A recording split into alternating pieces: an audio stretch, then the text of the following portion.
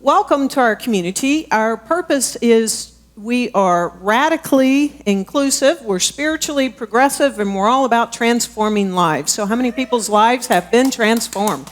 Oh, yeah, And if you didn't raise your hand, it's your first Sunday, so welcome. Give it about 5 minutes. And we have 6 areas that is our mission. And so one of them, we're just going to give you one every now and then. So one of them is to be a loving, supporting community that celebrates diversity, and that's all ways of the diversity of life and how life itself, God, Spirit, the universe, decides to show up as each of us. And we welcome all kinds of diversity in this community. And actually, I'm quite proud of our diversity in this community. So keep inviting your friends, whether they're like you or not. So Cheryl and I can remember, Cheryl was 45. She has been one of the lead principals in an international design firm, interior design firm. She jets around the world. She does really fancy hotels and things like that. And at the age of 45, she announced to me, I'm learning to play the bagpipes. Hello? And really? She said, well, I've always loved the bagpipes, and by God, I'm going to learn how to play them. So she took lessons from Dawn. And within a year, she was playing with Dawn in the North Texas Caledonian Pipes and Drums, and has been ever since, in which Dawn is the pipe major, he's the pipe major. Dawn has been playing the bagpipes for 50 years.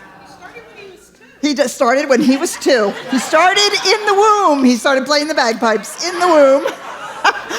So I tell you all of this because I have to tell you that Cheryl was one of the most extraordinary inspirations to me. How many of us have said, I don't have the time to learn to play the piano. I'm too old to do that. When am I going to get around to that? Well, if you didn't start as a child, you'll never really get any good at it. Okay, let this be your inspiration.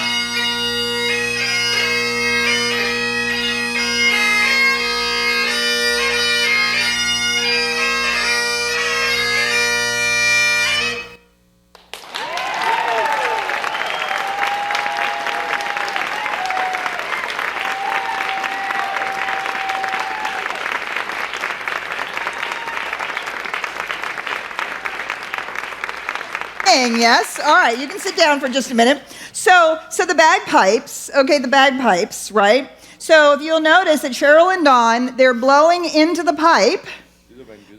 Right? But yes, I know, but you're not supposed to do the wing, right? He already told me that. You can't just do this because then you'd get the want, want, want sound, right? Right. So she's blowing into the pipe. They're blowing into the pipe and pressing on the bladder, the bag, on the bag, and you get that drone sound. Even drone sound, even though you can see or take a breath, right, and continue playing. And then the pipe plays the melody. Correct? This piece right here plays the melody, and the drone is sustained in the background. Yeah, it's pretty cool, isn't it? And it must be one of the hardest instruments there is to play. Pretty challenging. Pretty challenging. So thank you again so much. Yeah. So just besides being such an amazing inspiration, you can learn something new at any point in your life at any time. The bagpipes is particularly lovely for today because of this notion of the drone in the background, this extraordinary sound that flows through over which the melody is played. And as you know, the bagpipes are most famous in Scotland. I had the opportunity of being at Loch Ness in the castle there that was ruined, and that was in ruins, and they had a lone piper, up on the ramparts playing in the mist, and man, it brought me to my knees. It was just this amazing, that deep sound with the melody on top. Now, in the Eastern tradition, they also have a drone instrument. It's the harmonia. I don't know if you've ever seen it. If you've ever been to Brother Chi Sing's Dallas Meditation Center, they meet here. He has that little wooden box. It has a keyboard on it, and then it has a bellows. And the bellows provides a drone sound over which the melody is played. And that drone carries it in the background. Yeah. And I love that notion that there's something that carries us in the background. Right? There's something going on in the background over which the melody of our lives are playing.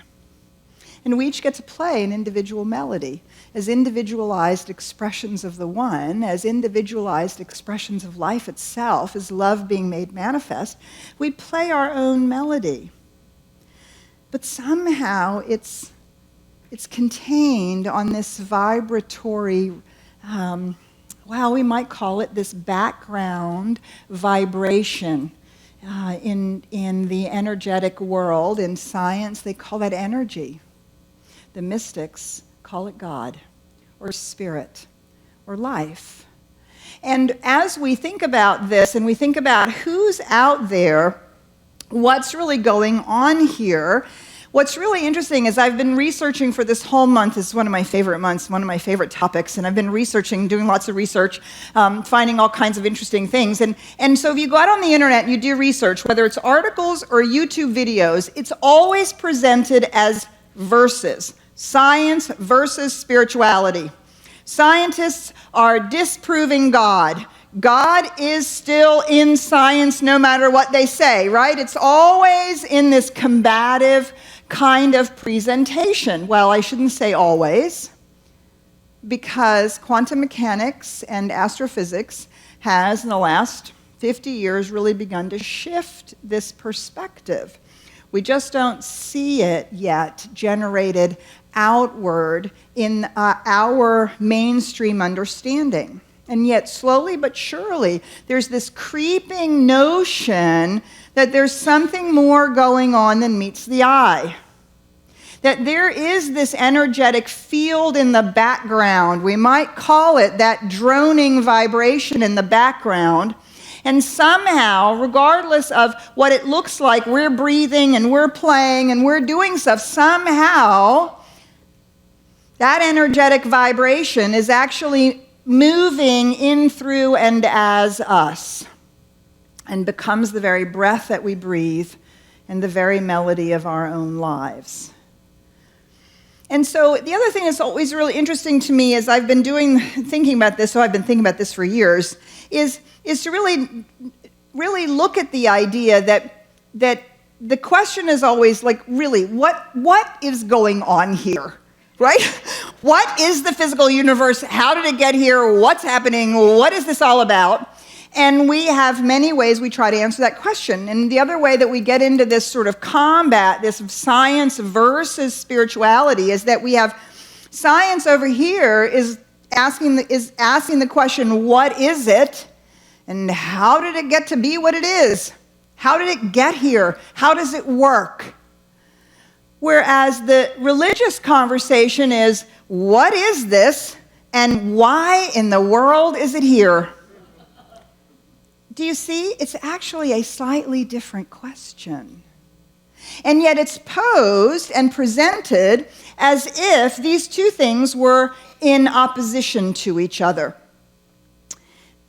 Instead of understanding that perhaps they're taking a slightly different road to an overarching recognition that there is something going on out there that the mystics have known for thousands of years. Whether it's the East or the West, the indigenous people's deep spiritual recognition that is emerging in so many different fields, that there is an energetic vibration, and we are a part of all of that in some way. And it's being explored in a whole new way. So I want to show you a video. Actually, the people at the first service, don't tell them that. They didn't get to see this video. This video is a little longer, and I actually showed it for those of you who were at Wednesday series this past Wednesday. This is one of the videos that I showed you. But there's so much chock full of information, I'm thinking you won't mind seeing it again. It is 10 minutes, longer than most videos that we normally show on a Sunday morning. It is chock full of amazing information. So I'm just going to invite you to relax and sit back. I am going to ask you to pay attention. What moves you? What surprises you? And what are the implications? Okay? Here we go.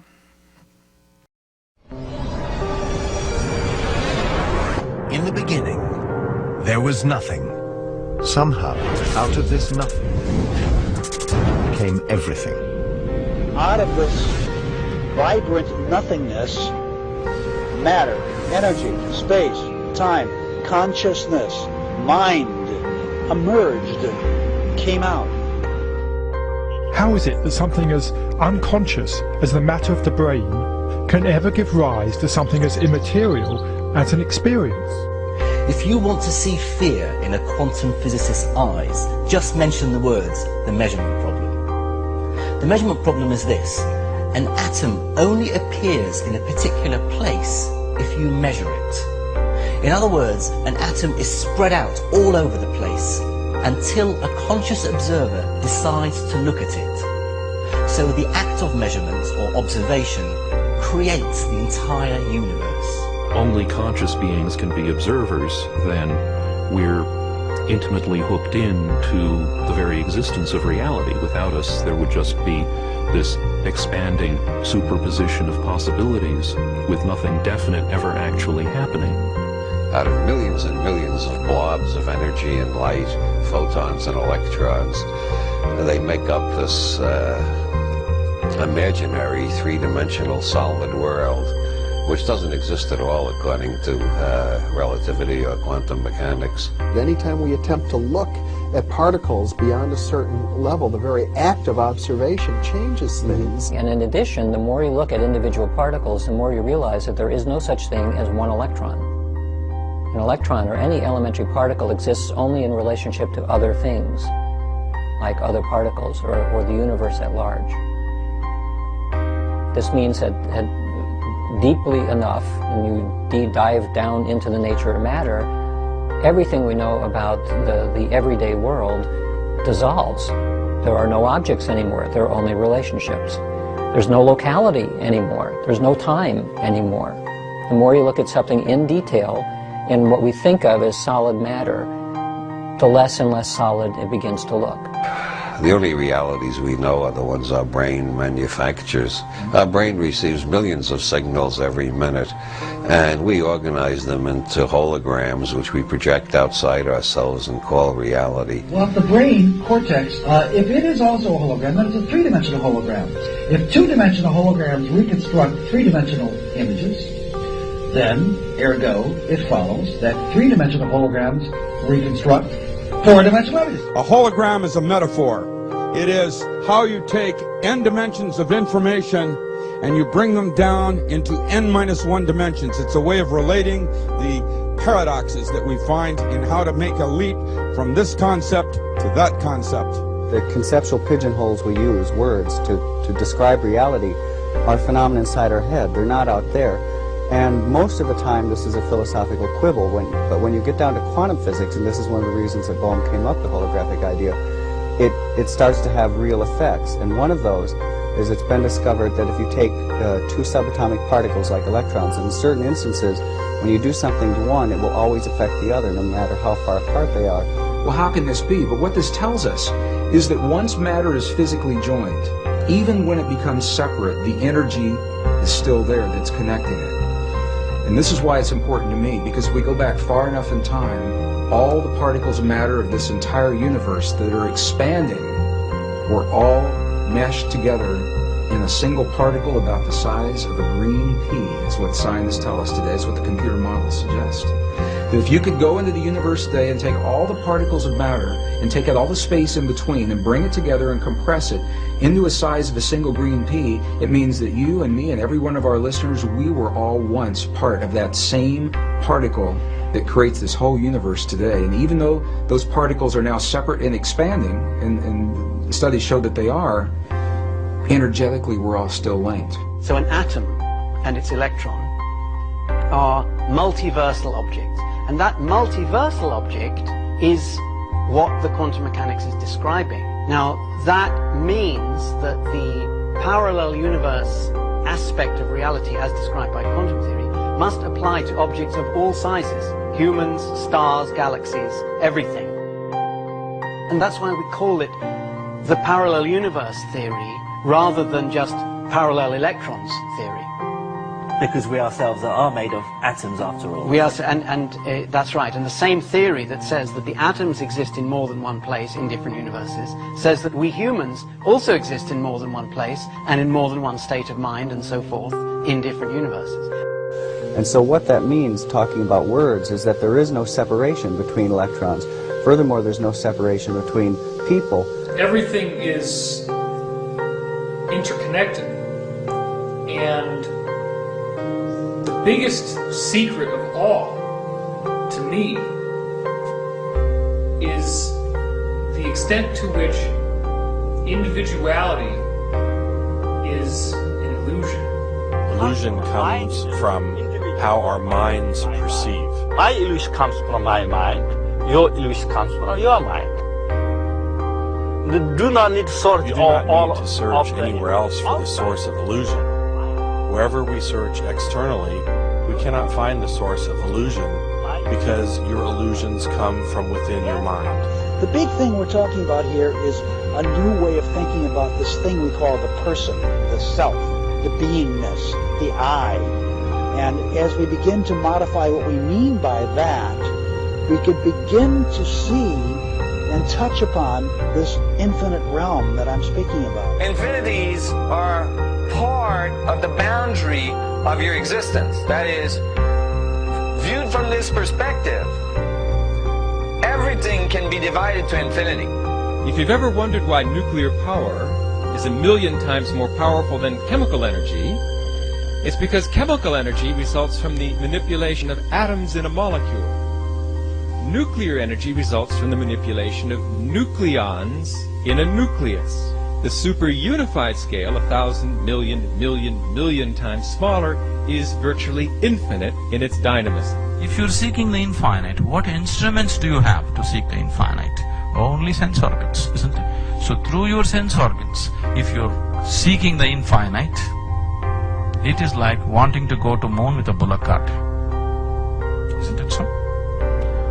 That is the plight of humanity right now. With the limited perception, they're trying to grasp that which is beyond. So we try to perceive at the ultimate level of reality, and we search for any kind of method. For example, new technology, atomic power, etc. But search as we might, we cannot perceive the ultimate level of reality using these mechanisms. The ultimate level of reality is fundamentally empty We cannot find and not observable using these scientific methods. Science is involved in a perceptual enterprise, not primarily in gaining knowledge, though knowledge appears, but knowledge is a byproduct. And by understanding the thing, you can coherently, then our contact with it, as long as it is coherent, it shows that our understanding is correct. You see, we must distinguish between correct appearances and incorrect appearances, or illusory. Your appearance now is what we call residual self-image. It is the mental projection of your digital self. This isn't real. What is real? How do you define real? If you're talking about what you can feel, what you can smell, what you can taste and see, then real is simply electrical signals interpreted by your brain.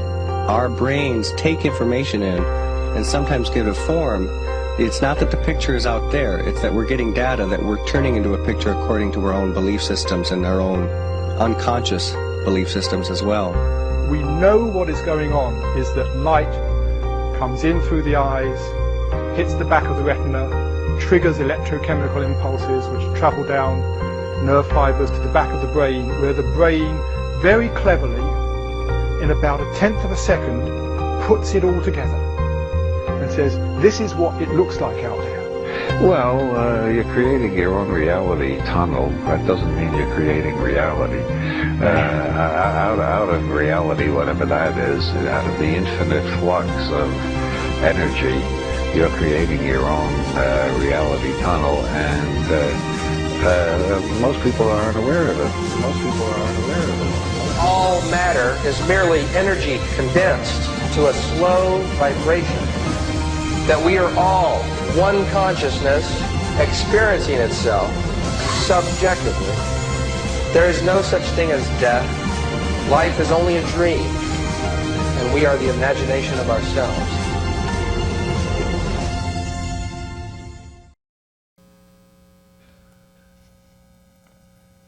Okay, everybody breathe.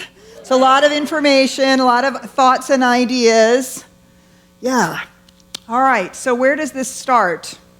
Okay, so this is a picture made on the world map, the world map from an astrophysicist. This is the map of the Big Bang. And this was created out of looking through the telescopes. So much of quantum mechanics, it teaches us something from the inside, right? And what's happening is that when looking on the outside, looking out there, much of the same revelations and experiences are being talked about. So if you look at this cone, what this cone represents is the trajectory of time of the space-time continuum. And at the very end, on the side, on that side over there, sorry, I'm looking at that monitor, on that side over there is the Big Bang, is the idea of the Big Bang. And each one of those slices represents an era in the evolution of the universe as a whole. All right, and so when you get back all the way to that first moment is considered the Big Bang. Now, the first question is, what's happening on the outside of that? What is all that black? And all that black is nothing. That black is not space. Space is inside the universe. Space and time are inside the universe. So what's happening outside of that is nothing. No thingness. And as the Eastern traditions tell us, right, that infinite reality that is the no thing from which all things spring, in Hinduism it's called the ultimate void, out of which all things come, which is the womb of creation itself, the pure potentiality for everything, but no thing yet. right? That is what that black space is out there, or that blackness. We can't even use the word space. And the idea of the Big Bang, they're talking about that the name Big Bang might actually be slightly incorrect, or at least it gives the false assumption that there was an explosion.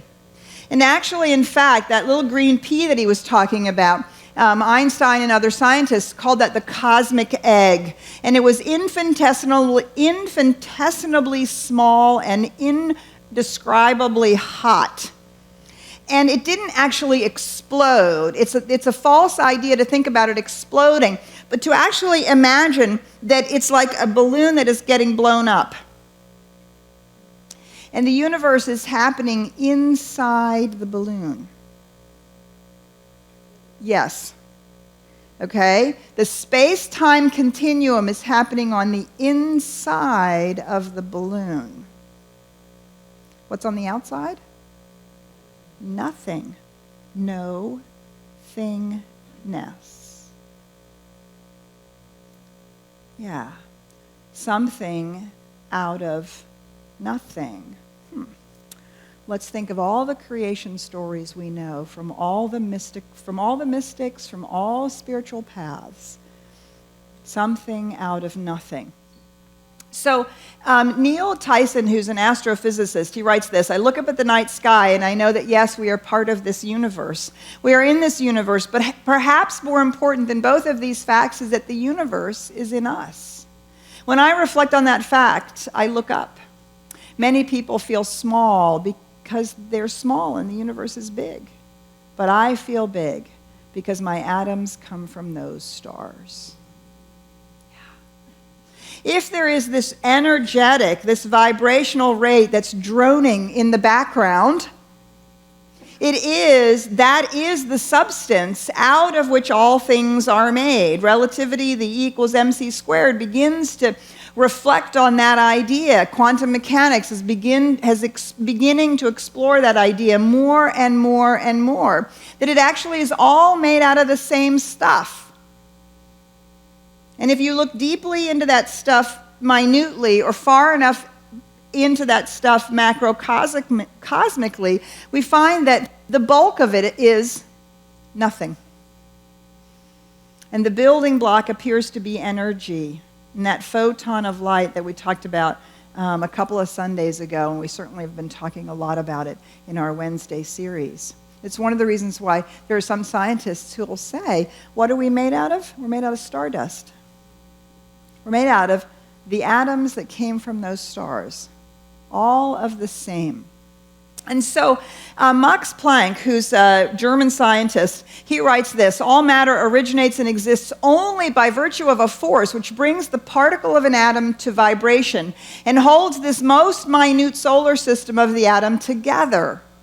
We must assume behind this force the existence of a conscious and intelligent mind. The mind is the matrix of all matter. Now, I'd like to impress upon you that this is not a religious person. This is a scientist. He's a German scientist. The Max Planck Institute is where both my father and my grandfather went to school. They both got their PhDs at the Max Planck Institute. He was instrumental in the beginnings of all of this research. And he looked into existence and discovered conscious and intelligent mind. That it is the mind that is the matrix of all matter.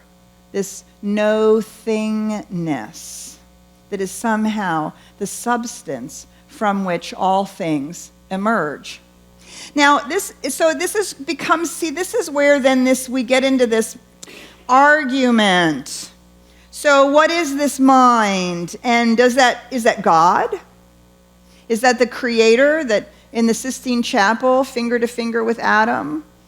And so what we usually again have is we have this argument. We have the argument between creationism and evolution, right? And on one side of the scale, on the side of over here on the science side, oh wait, it's over there for you guys. On the science side over here, we have Darwinianism in its extreme.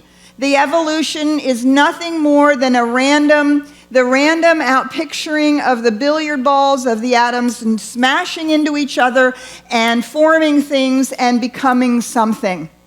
Starting all the way back with the Big Bang, some unexplainable event happened, and then things started to run into each other. Matter and antimatter started to fight, and matter won over by just 1%, and all of a sudden there we have the universe. And it's completely reduced to the idea that it is purely random. That is the most extreme materialistic point of view from science. And then all the way over here in creationism, we have, it says in the Bible, God created the earth and the heavens in 6 days, and that was 4,242 years ago.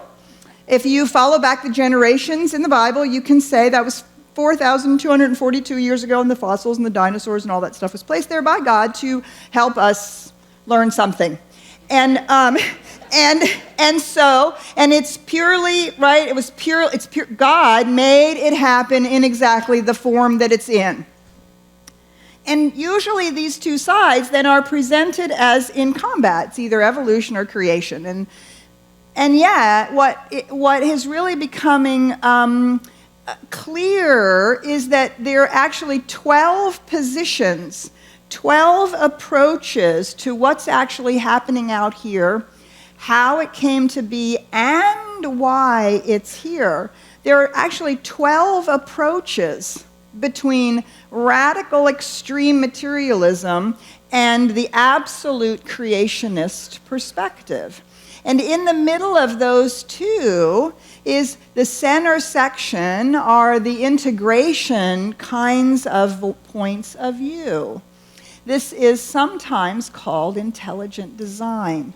Now, intelligent design can also be used in a little more of the extreme creationists' points of view. But without that as a hidden agenda, intelligent design says you look out into the universe and you see the intelligence and order there, and that tells us something about the fabric of the universe and the way it operates. So in the scientific point of view, in that radical scientific point of view, you only have creation. And it just is the result of randomness. In the ultimate extreme creationist point of view, you only have creator. And creation doesn't really mean all that much, actually. You want to get over that as soon as possible to get your ultimate reward or punishment. In the center section, where the two overlap, where they meet as opposed to fight, what you have is the creative process. You have the creative process, the way in which what is here actually emerges, and what we can learn and know about it, and what we can experience about it. And rather than standing on the two sides and the two sides of the coin in opposition, see where they actually begin to meet and overlap. So if we go back to our original picture and we focus just on this Big Bang portion, just on this big portion at the very beginning of time of this particular universal bubble. Remember, it's not an explosion, it's an expansion like a balloon, and the space-time continuum is inside it. Just wrap your mind around infinity for a moment. Of course, it's impossible. Right? We have a finite mind. We can't, but we can just, we could go into meditation. And we could experience it, can't we? Do you see? Science and spirituality meeting. So we have that moment where we get outside of that and we move into that place of infinitude in which there is no thing yet. And something emerges. Now, what I'm going to show you here actually was inspired by a video that I saw, and I have forgotten the man's name, and I really do apologize for that. He is a He's a scientist from the United States. He immigrated to Israel, and he became a student of the Torah. And he teaches now science and the Torah in Israel, and has an extraordinary background. You know, all those degrees and whatever all that is, as long as your arm, a list. And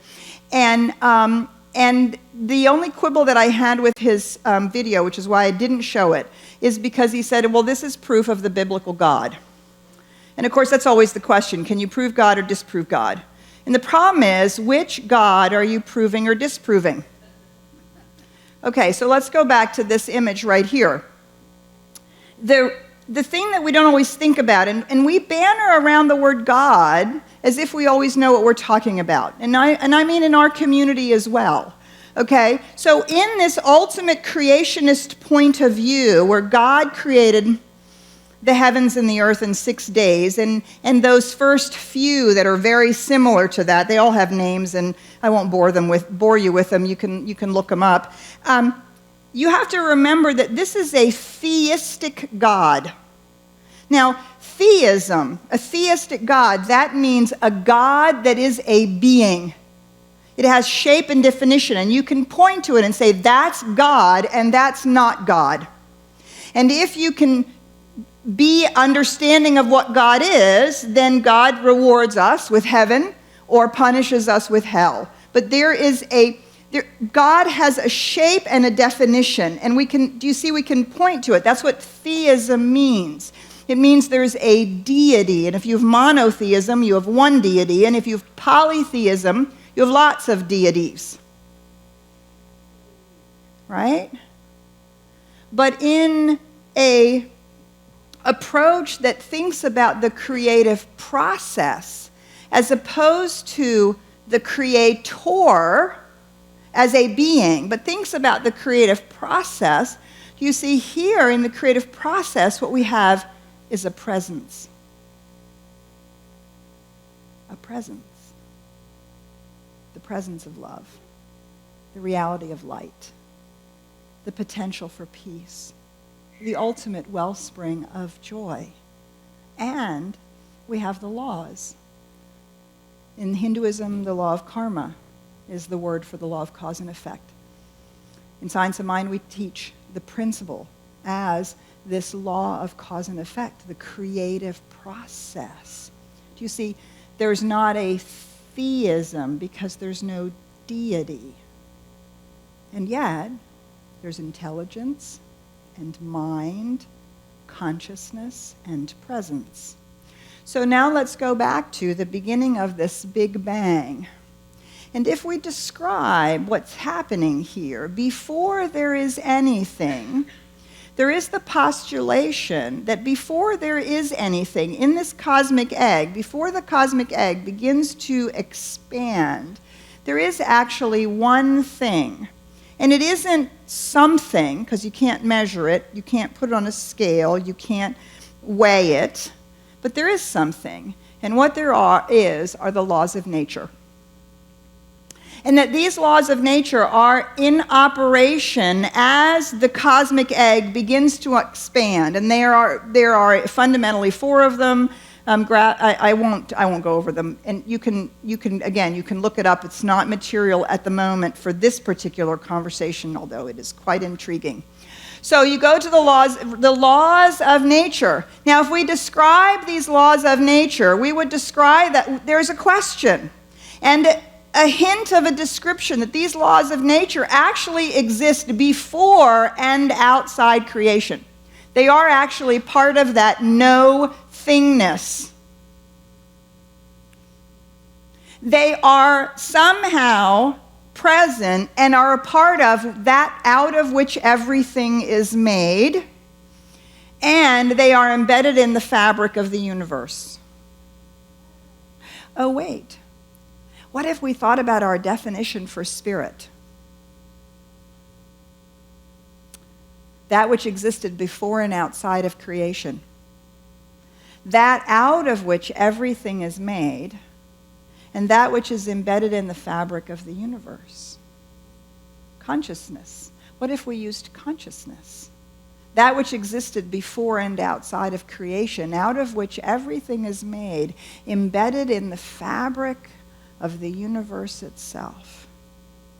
Now, whether our terms, spirit or consciousness or mind or intelligence, whether those terms are the exact right terms or not, do you see they begin to point to this idea of the lawfulness, the principle that is present.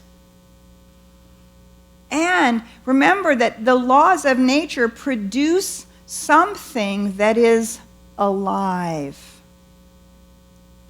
This is the most puzzling question of all. How did consciousness come out of matter? How does that happen? And if we go again to that most reduced materialistic point of view, well, consciousness, well, it's just the ghost in the machine. It's an ephemeral result of the synapses of our brain colliding with each other.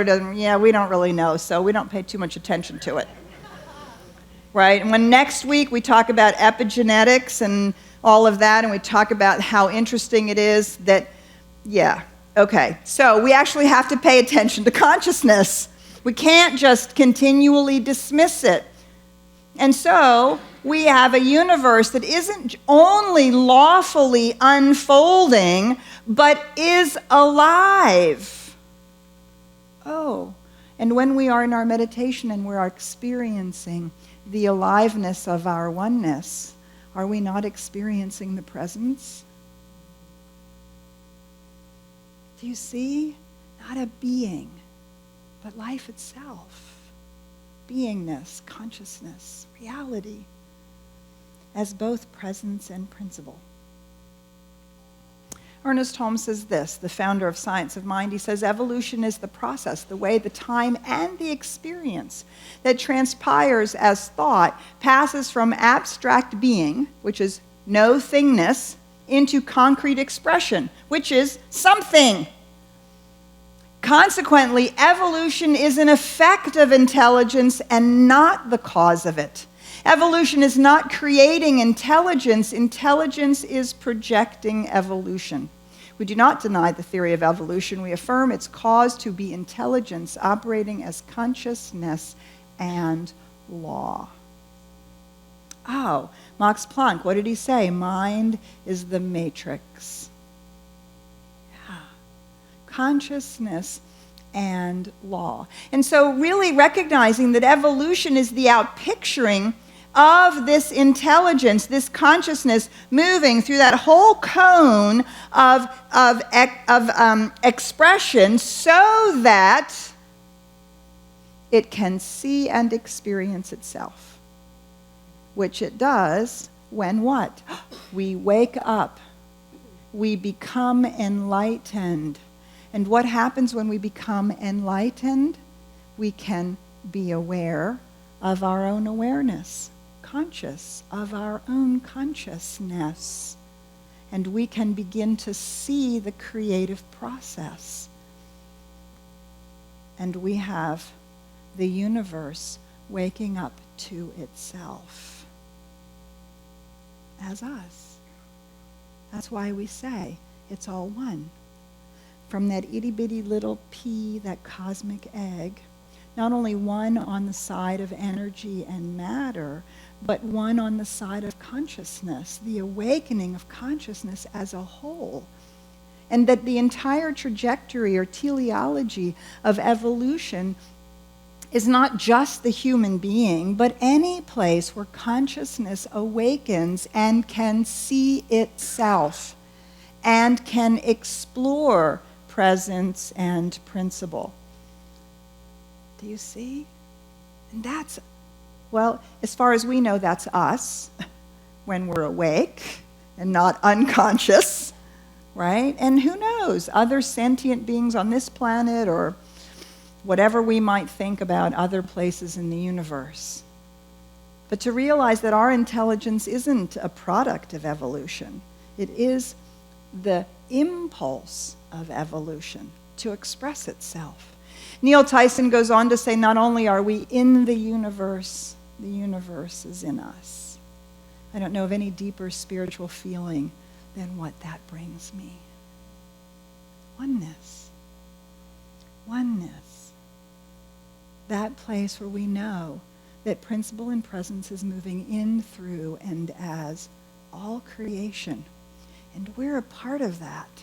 And as we see it and begin to recognize it, even if we can't fully bend our finite minds around it and understand it, do you see, the mystics have been pointing the way. And science is beginning to corroborate it from the other side. Who's out there? Who is out there? So Reverend Karen's going to come up and pray us home. So I invite us to go within that place which resides within each of us, that is everywhere, where we all meet in this universal presence, life, spirit, the great no-thingness, that which is outside of the balloon, and yet it is within the balloon itself. We know that no matter what we choose to call it, it is beyond our comprehension and recognition, and yet it is not beyond our experience. It is that spark of life itself that urges us to awaken to the true reality of this life, this existence. It urges us to know that which is spirit, to witness it, to feel it, not only in our five senses, but beyond our five senses. For that is the field of unconditional love in which we meet it, and we meet ourselves.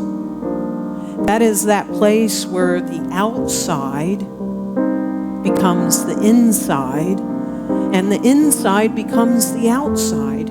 For we are in this universe, and the universe is within us. And so this moment, in this timelessness of life, but yet in this now moment, there is a calling forward that we each recognize how absolutely precious and magnificent and free we each are. Free to be ourselves. Free to let go of any fear that is attempting to see that we are anything but this magnificent image of God and life itself. We are the stars. That stardust is us. There is this recognition and this calling forth that not only are we awakened to it, but every single person on this planet knows who we are in this great expansion of life. And so what is calling forth is that ability to trust life, to know life, and to let go of fear and anything that separates us one from another within the country, the state, the city, the workplace, the family, and all the boundaries that we seemingly like to keep in our mind that separate us from any other brother and sister on this planet and other life itself. And so in this week of gratitude, this week of Thanksgiving, we give thanks that we awaken to ourselves. We allow ourselves to be free to be me. And that means in that freedom, God meets God. The no-thingness says, I see you. You are me, and I am you. And that, by God, brings peace and love and harmony to each all. And that is what is here now. And so it is.